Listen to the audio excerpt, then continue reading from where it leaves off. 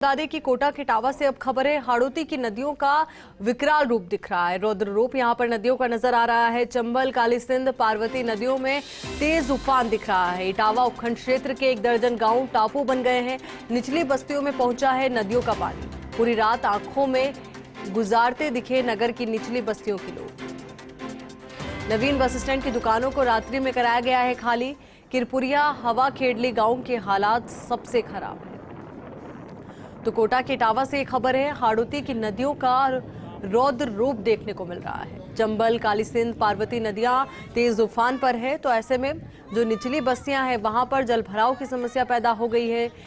इटावा उपखंड क्षेत्र के 1 दर्जन गांव टापू बन गए हैं। निचली बस्तियों में नदियों का पानी भी पहुंच गया है। तो वहीं पूरी रात आंखों में गुजारते दिखे नगर की निचली बस्तियों के लोग। उनकी जिंदगी बहुत बुरी तरीके से इस पानी की वजह से प्रभावित हुई है। लोगों को अपने घरों को छोड़कर सुरक्षित स्थानों पर पहुंचना पड़ रहा है। तो वहीं ये तस्वीर भी जरा आप देखिए, किस तरीके से जलमग्न यहां पर रोड नजर आ रहे हैं।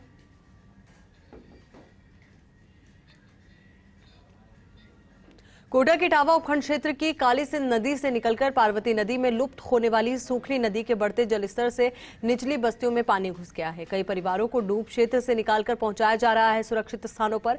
इस दौरान सूखनी नदी का जायजा लिया सहयोगी ललित बंसल ने।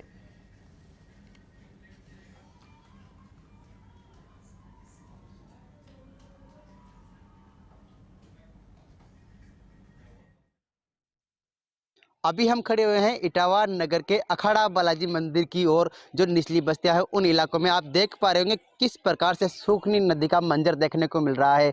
हाड़ौती के इटावा उपखंड क्षेत्र के काली सिंध नदी से निकलकर पार्वती नदी में समाने वाली यह सूखनी नदी है, जो इटावा उपखंड क्षेत्र से निकलती है और इटावा उपखंड क्षेत्र में ही लुप्त हो जाती है। और जब ये नदी आती है तो कहीं ना कहीं इटावा में तबाही का मंजर दिखाती है। 2019 में जो ये नदी आई थी तो कई घर जलमग्न हो गए थे और कई परिवार बेघर हुए थे। इस बार एक बार फिर उसी तरह का मंजर इस नदी पर देखने को मिल रहा है। और जब 2019 में बाढ़ आई थी तो सैकड़ों लोगों को सुरक्षित स्थान पर पहुंचाने वाले हयात खान और टाइगर हमारे साथ है, जो इस बार भी समाज सेवा के कार्य को लेकर तैयार है। उनसे जान लेते हैं क्या व्यवस्था की है आपने, क्या इंतजाम है आपके।